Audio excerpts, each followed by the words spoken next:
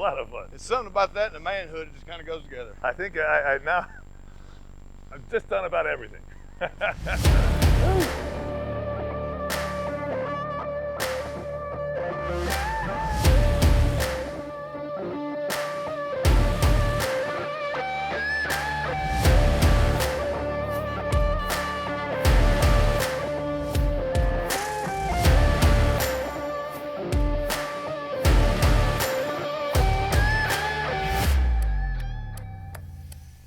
Hey, it's Lenny Magill here with the GlockStore Performance and Custom Shop. Today we're at the farm, and what's interesting when you have a piece of property like this, that it's inevitable whenever a storm moves through, a big tree falls down somewhere on the property. And this is a big tree. It's massive. In fact, I can't even put my arms around this thing. It's so huge. I mean, it is huge. So, it's got to be removed. And one of the things that I've been thinking about, here I am, 64 years old, you know, I've done a lot of stuff in my life.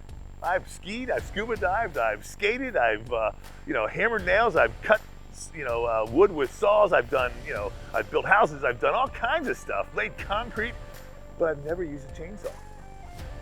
And today, I'm gonna learn how to use a chainsaw because we're gonna cut this tree up a little bit so we can get some access. And I thought, well, you know what, if I'm gonna learn how to use a chainsaw, there's probably people out there in my YouTube channel who wanna learn how to use a chainsaw too. So that's what this video is all about. We're gonna learn how to use a chainsaw, a pole saw, to be able to cut down trees. It may be of interest to you. It is of interest to me.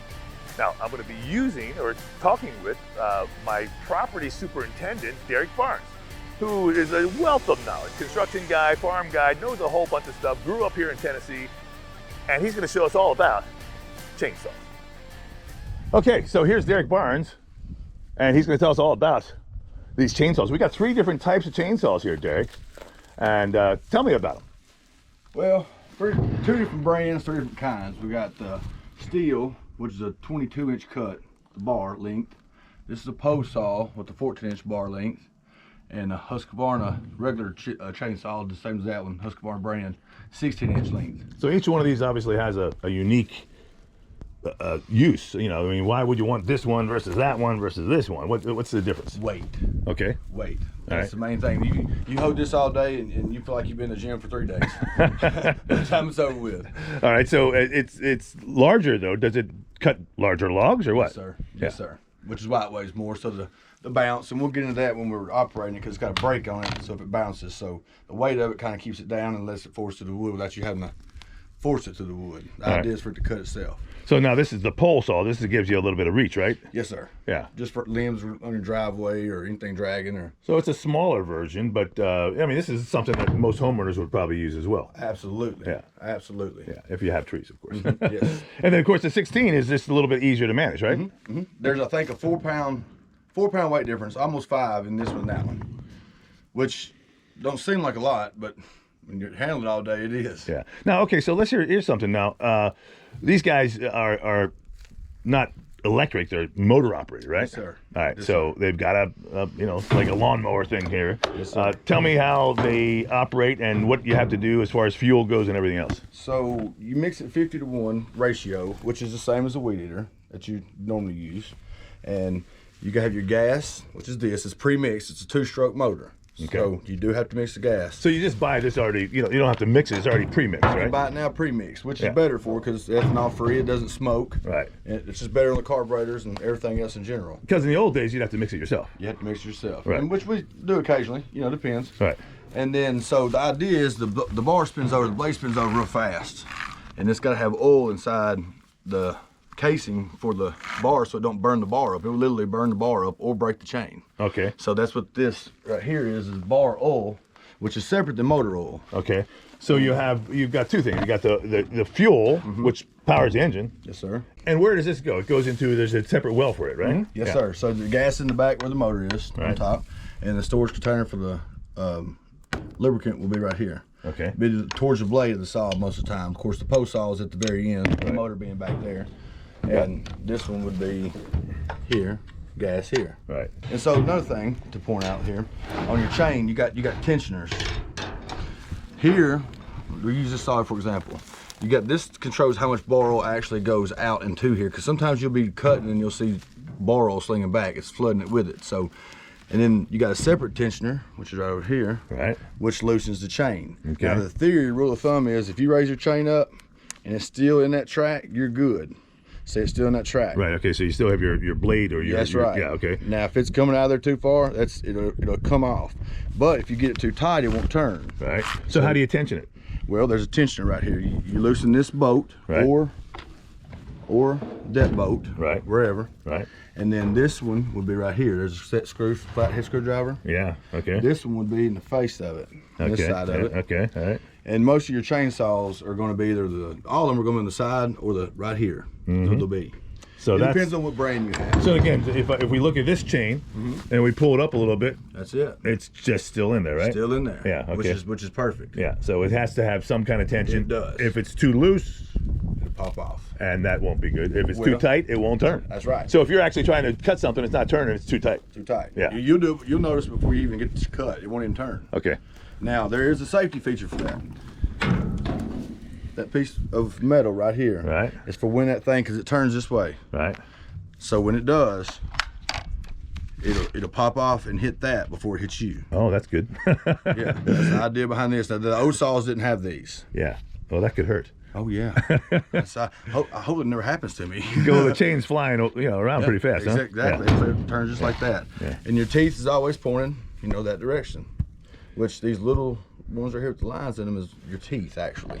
Okay, so this is not the tooth. That is the tooth. Oh, that is the tooth. Yes, Okay. sir. Yeah. Okay. That's a link. Okay. To connect the ones. So this is the cutting part right here? Yes, sir. And you can see there's a little bit of a blade right there. Yes, sir. Okay. And that line on top of them, if you can see, is the angle, the trajectory. This line right here? 35-degree angles, but they usually sharpen them at. Okay. So we're talking about sharpening. How do you sharpen these things? Very carefully. It takes a lot of training. Well, I mean, so there's a lot of teeth, so it's got to be, pretty much, one at a time, right? Exactly, one at a time, and you got to stay doing one side, being like every other one is one side. This one, and that one is all one side. Right. They're turned this way, so I would sharpen them that way. Then I would turn my body around. Most of the time I'm marking with a marker. That's where I start at. When I see it again, that's where I'm. Okay, so you go all the way around. Yeah, yeah. And I'll mark the other one with a marker, and I'll do the same thing on this side of it, sharpen this way. Mm-hmm. Yeah. Now you have a guide too. There was some kind of tool. Yeah. There's several different ways. They got Dremel tools. They got whatever. But the theory is to set this on here. See, where's the tooth right there? Then this would set flat. Okay. Right. This is still the old school way, because now on like tree services, they got an air tank and a Dremel. They zzz, zzz, real quick. Right. But this would still be the old school way, which is very accurate actually. So that would slide right in that fitting. Right. So you just go ahead and just a couple strokes and yes, sir. A couple strokes. You just want to knock the birds off of it. It depends on what you hit. Dirt is bad. Dirt is very, very bad. You never want to hit your saw in the dirt. So the old school way, they'd knock this in the wood, just a log, like that log right there. They'd take a hammer and knock it down, and that would hold the blade. Oh, I see. You see, then that would let us sharpen as we needed to sharpen, and it would hold it for us. Okay. See? Yeah. Just if you're out here in the woods and you don't have another body to help you. That's right. Exactly. Because if once it starts bobbling, you're going to bobble it all over the place. You're in trouble. You can't ever get that angle. Straight line, yeah, exactly. Because it's very important you keep that angle, because it's not your saw. If you sharpen more on this side than that side, it'll cut to the left or cut to the right, because it favors, because one's sharper than the other. Mm-hmm. Okay, cool. So now, how do you actually start these things up? Well, you don't clamp. It's not one of them lights. We'll use this big one right here. It's a good one. Okay. Old school. So there's two different ways to start one. Some people would tell you put them on the ground and foot on them, which is very safe. Right. Or the crotch theory, which I prefer. Right. Because it's just close, away from the ground. Because this will hit the ground, and there you go, dual blade. Right. Okay. So you want to fully choke it, just like you would your weed eater. Okay. Okay. So you just hold your trigger and choke it down. Right. Right. So the brake is on. On. Okay. This might need to be choked. Would have been running it.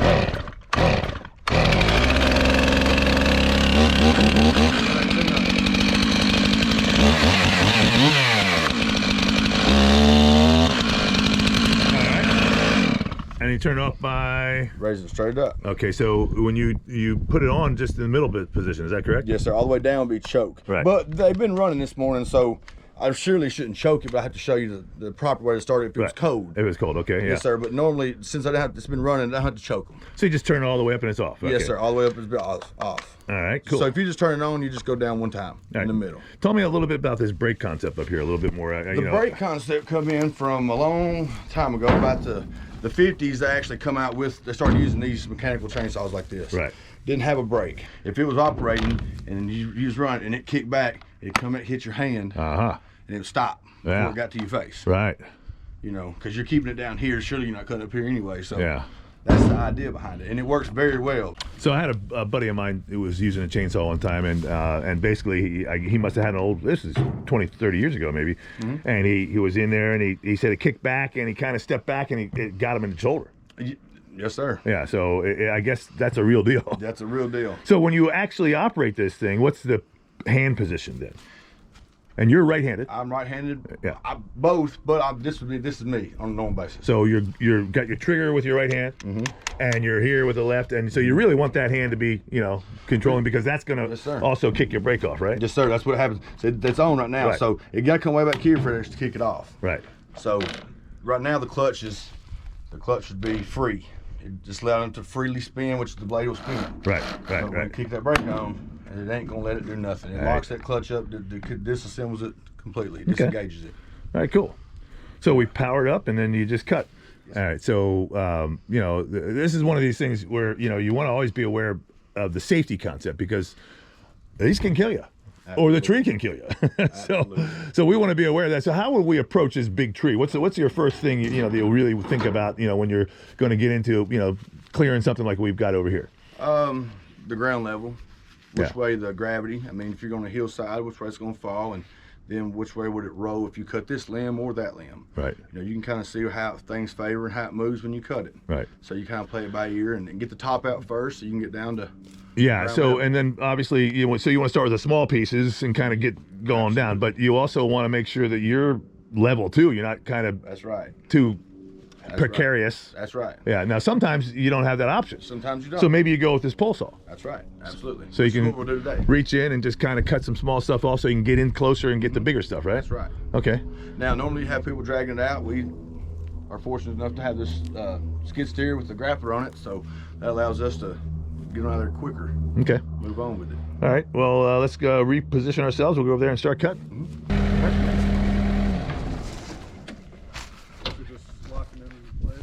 So what's the concept here, Derek? Well, we're fortunate enough to have this piece of equipment. This being a skid steer with a claw attachment. Yes, sir. A grappler, what they call it. A grappler, okay. So that allows us to keep it from rolling on us in this situation. It'll hold it in place while we cut the tops out, and we don't have to worry about nothing rolling. Yeah, and this thing is so huge. I mean, it could crush you. Definitely. Yeah, I mean, it hurts you big time. Yeah. So, again, now looking at this, is obviously there's the base, you know, and it's going to come all the way up here, and then it gets smaller and smaller and smaller. So it's a little bit more manageable down this way. So, is the first step really to kind of clear off some of these branches and other things so that we can actually get access to it? I did. Clear off all the little stuff and just let it fall for right now. Cut the tops out, let it fall, so we can actually manage the tree. Okay. So would we do these small ones with a little 16-incher or with the pole saw? We would. I would use the 16-incher on all these, except for the tops where it's up high. The only time I use the pole saw is when it's not reachable. Right.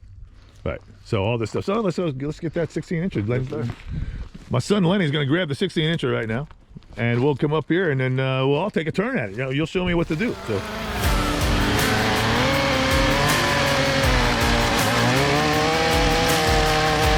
Well, it looks like fun. Here, you hold this.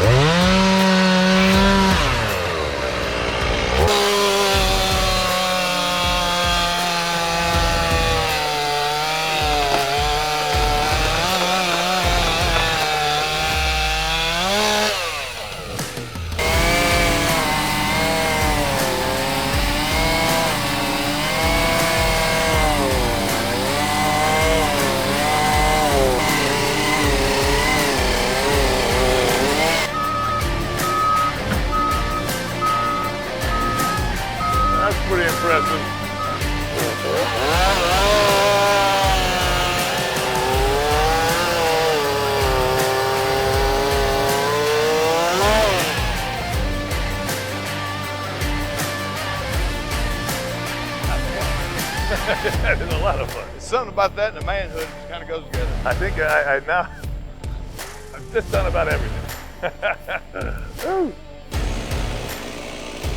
Wherever you feel good at, wherever you got good ground to stand on, that's what I do it. Yeah. It's probably right here. Yeah, I cut some at the bottom of it right up in here.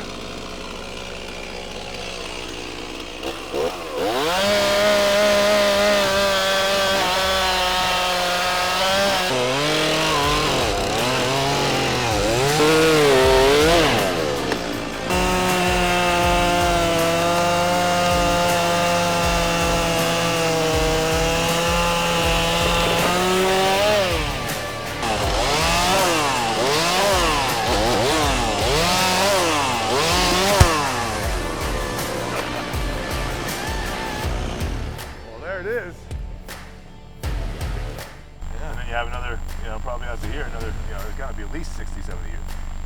Easy. All right, well, there it is. Thanks for watching. Hope you learned something about chainsaws. I certainly did. Had a lot of fun. This is a ton of fun. It is.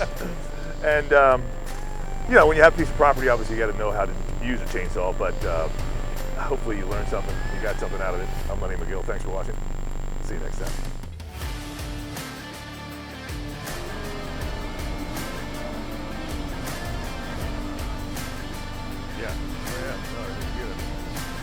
Overhead with it too. But it actually, crazy how good it was.